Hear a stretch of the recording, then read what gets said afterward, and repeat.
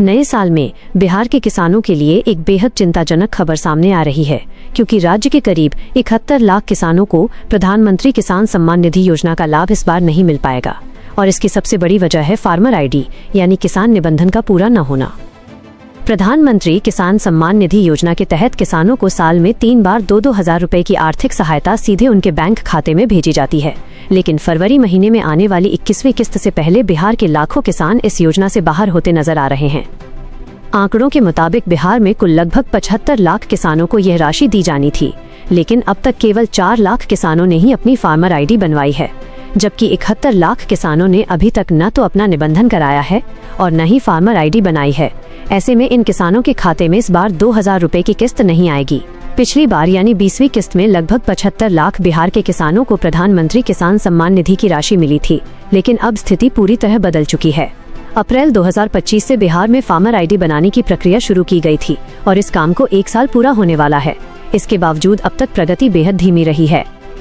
राज्य के 38,516 गाँवों में किसानों के लिए फार्मर रजिस्ट्री की व्यवस्था शुरू की गई है और इस जिम्मेदारी को कृषि विभाग और राजस्व विभाग मिलकर निभा रहे हैं, लेकिन जमीनी स्तर पर काम की रफ्तार काफी सुस्त है। विभागीय आंकड़ों के अनुसार अब तक करीब 30 लाख किसानों का eKYC जरूर पूरा कर लिया गया है, लेकिन इसके बाद फार्मर आईडी बनाने की प्रक्रिया पूरी नहीं हो पाई है और ये काम मुख्य रूप से राजस्व विभाग के स्तर पर अटका हुआ है। नियम के अनुसार eKYC के बाद किसानों की फार्मर आईडी बनाई जानी चाहिए थी, ताकि उन्हें सरकारी योजनाओं का लाभ समय पर मिल सके, लेकिन राजस्व रिकॉर्ड की कमी और प्रशासनिक लापरवाही के चलते अब तक केवल 4 लाख किसानों की ही फार्मर आईडी बन पाई है। इसका सीधा असर प्रधानमंत्री किसान सम्मान निधि योजना पर पड़ रहा है, क्योंकि बिना फार्मर आईडी के किसानों को इस योजना का लाभ नहीं दिया जाएगा। अगर जनवरी महीने तक किसान अपनी फार्मर आईडी नहीं बनवाते हैं तो फरवरी में आने वाली 21वीं किस्त उनके खाते में नहीं भेजी जाएगी और 71 लाख किसान इस महत्वपूर्ण आर्थिक सहायता से वंचित रह जाएंगे।